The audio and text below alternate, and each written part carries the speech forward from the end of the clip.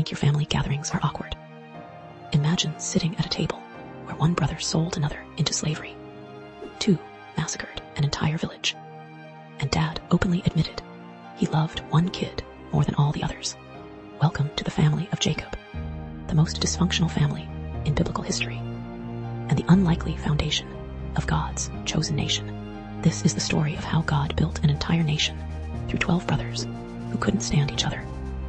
It's messy, it's real, and it's surprisingly relevant to anyone who's ever dealt with family drama. Let's set the scene. We're in ancient Canaan, around 1700 years before Christ. Jacob, grandson of Abraham, has 12 sons from 4 different women, 2 wives and 2 concubines, to be specific. Rachel and Leah were sisters, and Bilhah and Zilpah were their servants. Already, you can see this situation is complicated. The 12 sons are Reuben, Simeon, Levi, Judah, Dan, Naphtali, Gad, Asher, Issachar, Zebulun, Joseph, and Benjamin. Each one carries his own personality, his own flaws, and his own destiny. But they share one thing in common. They're born into a family system built on favoritism, competition, and jealousy. Jacob makes a critical mistake that nearly destroys his family. He plays favorites. Genesis chapter 37. Verse 3 tells us that Jacob loved Joseph more than all his other sons, because Joseph was born to him in his old age. He even makes Joseph a special coat, often called the coat of many colors. This isn't just a nice gift. In that culture, it's a public declaration that Joseph is the favored heir. The other brothers notice. How could they not? They hate Joseph so much that Genesis says they can't even speak peacefully to him. The tension in this household is thick enough to cut with a knife. Then, Joseph makes things worse. He has dreams where his brothers bow down to him, and he actually tells them about it. Twice. Imagine the audacity. The favorite son is now claiming he'll rule over everyone else. The brothers have had enough. One day, when Joseph is sent to check on his brothers in the fields, they see their chance. Some want to kill him outright.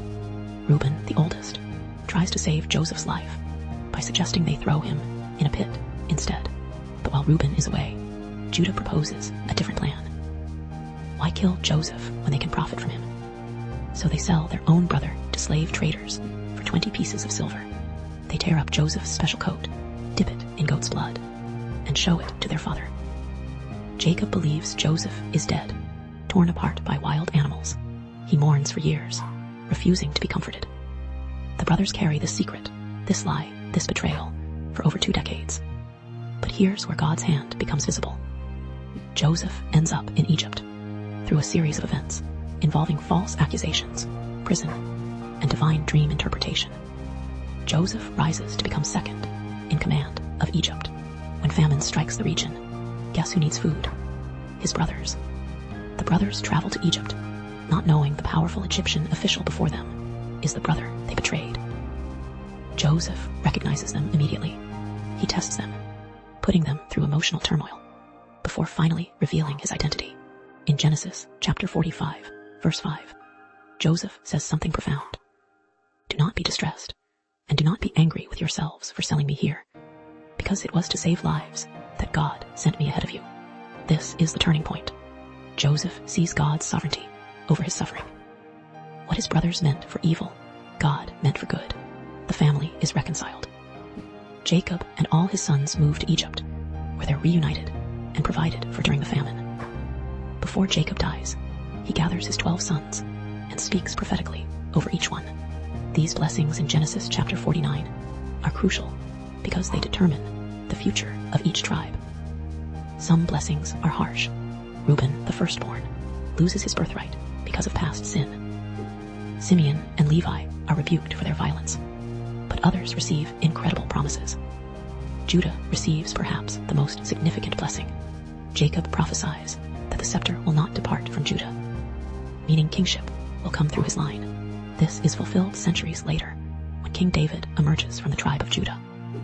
Even more significantly, Jesus Christ himself comes from Judah's lineage. Joseph receives a double portion. His 2 sons, Ephraim and Manasseh, are adopted by Jacob and become tribes themselves, giving Joseph's line extra inheritance and influence. After Jacob's death, These 12 sons become the patriarchs of 12 distinct tribes. Each tribe develops its own territory, characteristics, and role in Israel's history. The Levites become the priestly tribe, serving in the temple. Judah becomes the royal tribe, producing Israel's kings. Benjamin remains small, but fierce. Each tribe contributes uniquely to the nation's identity. The dysfunction doesn't magically disappear. Throughout Israel's history, these tribes struggle with unity. They fight each other, compete for power, and eventually split into two kingdoms. The northern kingdom contains 10 tribes, while the southern kingdom holds Judah and Benjamin. Yet through all this conflict, God's purpose prevails. Here's what makes this story so powerful. God doesn't wait for a perfect family to build his nation. He uses a family marked by polygamy, favoritism, jealousy, attempted murder, slavery, deception, and years of broken relationships. He takes 12 flawed men from a dysfunctional home and makes them the foundation of Israel. This tells us something crucial about how God works. He specializes in using imperfect people and messy situations to accomplish his purposes. The 12 tribes aren't great, despite their dysfunction, but are used by God right in the middle of it. Every family has dysfunction to some degree. Favoritism, jealousy, competition, old wounds, and unresolved conflicts plague families across every culture and generation. The story of Jacob's sons reminds us that God can work even when family systems are broken. Reconciliation is possible, even after deep betrayal. Purpose can emerge from pain. The 12 tribes also teach us about diversity within unity. Each tribe is different, with unique strengths and weaknesses, yet they're all part of one nation under one God. They need each other. Judah provides leadership, Levi provides spiritual guidance, and other tribes provide warriors, farmers, and craftsmen. By the time we reach the New Testament, the concept of the 12 tribes has become symbolic of all God's people. Jesus chooses 12 apostles, intentionally echoing the 12 tribes. In Revelation, we see 12,000 from each tribe sealed as God's servants. The number 12 represents completeness in God's plan. Jacob's legacy is ultimately about God's faithfulness across generations. From Abraham to Isaac to Jacob to the 12 sons, God keeps his covenant promise. He said he would make Abraham's descendants into a great nation, and he does exactly that, using the most unlikely family imaginable. The story proves that God's plans aren't derailed by human failure, family conflict, or moral compromise.